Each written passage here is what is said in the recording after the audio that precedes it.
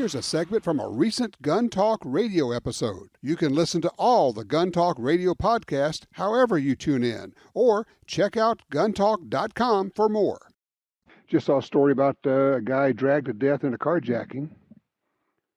Guy in his 60s, dragged to death in a carjacking. You have to assume that any carjacking is a lethal attack.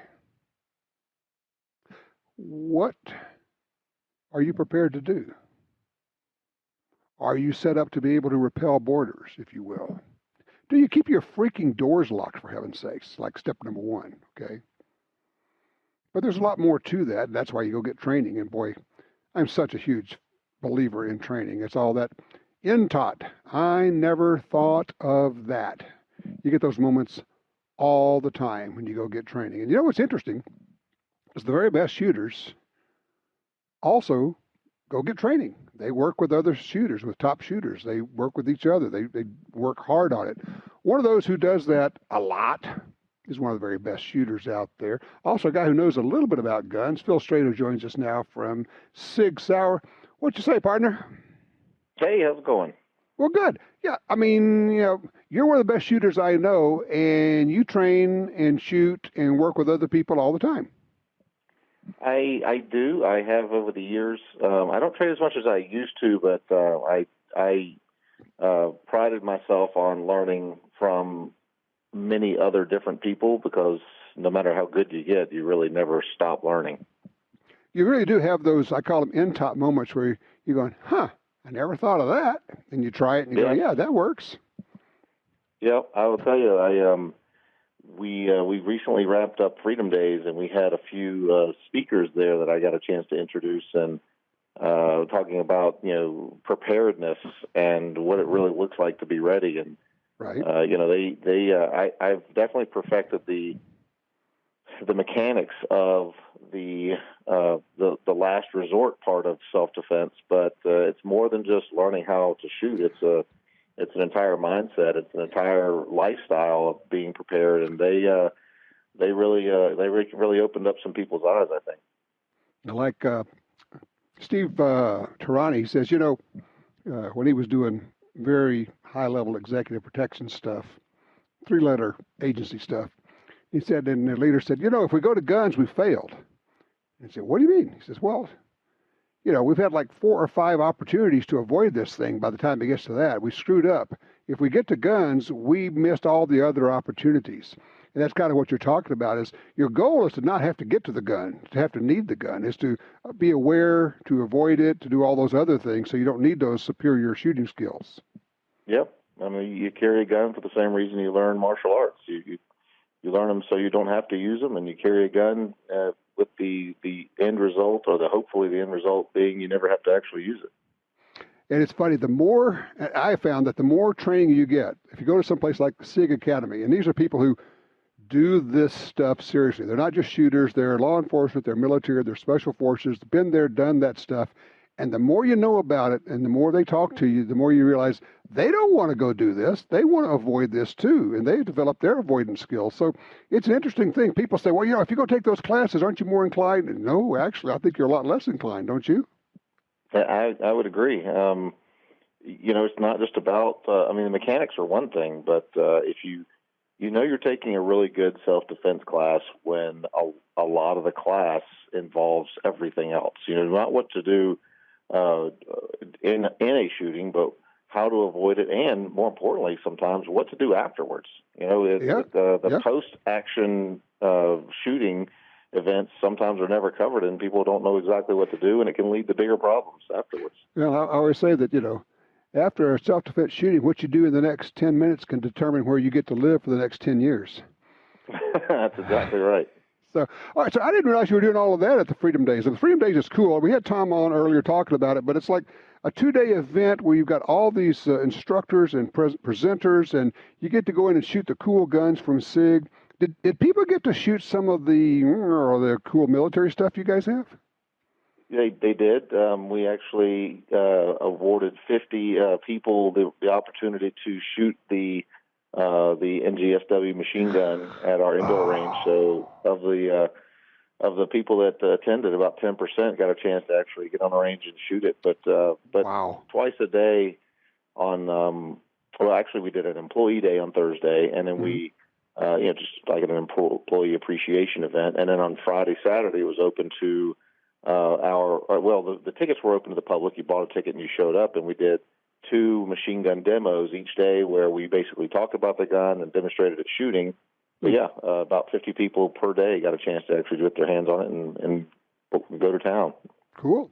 Hey, I'm on your website now. I'm looking. What is the P226 X5? This looks like a cool gun. It is. That is I don't want to say it's surprised us with how popular it has been, but that pistol has gotten more attention in the last 10 days than any pistol we've launched since the 320 X5 Legion. It is as far as our social media input and the views we've gotten on our YouTube channel and the interaction we've gotten from Instagram. It's just huge, and of course, it shoots so well that everyone at Freedom Days, they could not wait to get their hands on it and shoot it. And when they did, they got a chance to see what one of the most accurate handguns in the world shoots like. Well, and the 226 is not a brand new platform. That's been around a long time. No, this is actually just an Americanized version of the West German 226 X5 that was built years ago in the master shop, but we have found a way to modernize it, and we've added a few little things to it, but the biggest important thing we wanted to keep was, of course, the accuracy. That's what it's known for. Sure. Yeah. So we just added a sight ready slide, so we actually made sure it was optic ready, which is one of the key foundations of a new modern pistol is having the ability to put an optic on it, and we incorporated a fully adjustable 3-way adjustable trigger, and we just wanted to make sure that the gun was living up to the hype and the expectation of what the 226 X5 Master Shop gun from Germany was. Sweet. I mean, it looks good. I'm looking at the video of Max shooting it. Of course, Max makes everybody, all guns look good, right? Yeah, exactly. It's like, oh yeah, Tiger Woods, he can hit that club. Yeah, so it's Tiger Woods, he can do that. When Max shoots it just shoots. Yeah, he definitely is a talented young man, but that pistol certainly brings out the best shooting in everybody. And when you're as good as Max, like he needs any more advantages, but we give it to him in that pistol. I'll tell you that.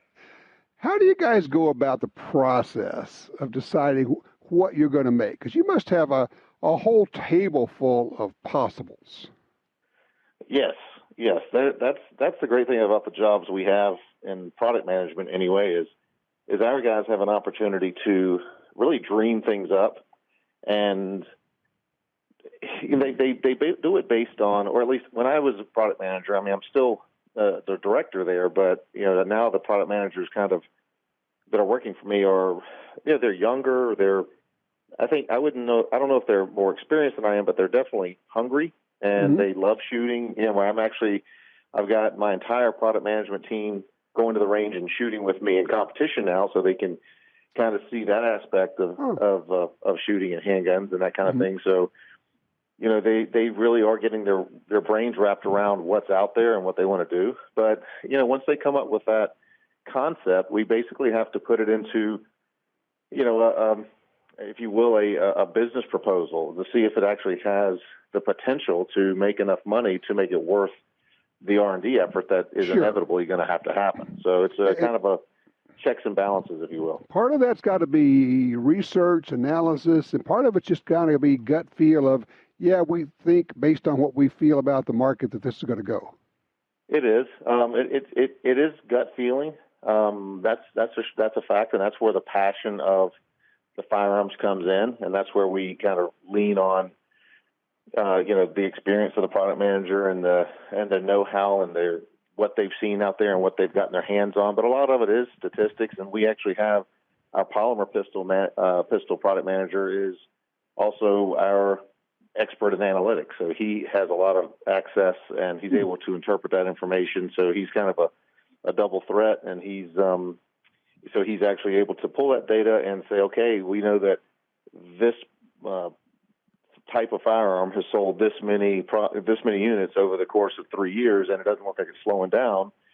So that tells us that there might be some potential in that market. So we may look a little closer at it if we have a business proposal in front of us. And then sometimes you just screw up royally, like you did with the P226 X5. Nobody. Yeah, sometimes sometimes you're gonna strike out. Tom. Yeah, right. Can't win them all. I can't sell those. I can't get my way. Yeah, you're gonna hit a couple singles and a couple foul balls every now and then. You can't hit a home run every time. I mean, honestly, was there anybody at the company who predicted accurately just how wildly popular that pistol was going to be? Well, look, I hate it. It sounds pretentious if you say we knew, but yeah. I'm comfortable to tell you that I knew that it was going to do well. I think a lot of people in the company knew it was going to do well just because it tackled a segment that didn't exist, and now we even said not only will this be the next thing, but this is going to get chased. That you won't be able to find a pistol that's not like this in the next 2.5, 3 years. And now everyone's making one like it. It's its own category. It created a new category of gun. We did. Yeah, it did. And we did it again with the X Macro. Yep. Oh, God, yeah. Amazing. Now, and I'm just about out of time here. Is there any idea that anybody's going to be bringing out any pistols, defensive-type pistols, that are not set up for red dot anymore? I don't think so. I think guns will either be red dot equipped or red dot capable. I just think it's too popular. It's been catching on too much, and I think optic equipped guns are still going to be, to be able to find that partnership that works for everyone is going to still be a challenge because there's so many good red dots out there that there's a lot of options. But I think everyone wants to have that option in the future if they don't want it immediately. So I think it's going to be hard pressed to find pistols that are not optic ready across the board. I think probably in the next 2 or 3 years you won't be able to find one. Makes sense. You got anything new coming out? Well, yeah. You're not going to tell me, are you? No, I'm not. But we're SIG SAUER. Asking us if we've got anything new coming out. If you don't know us by now, that's kind of like asking, is it going to snow this winter in New Hampshire? It's going to happen. It's just a matter of what and when. There it is. Well, we'll keep checking the website, sigsauer.com, and let us know as soon as you got something you're ready to talk about, okay? Absolutely.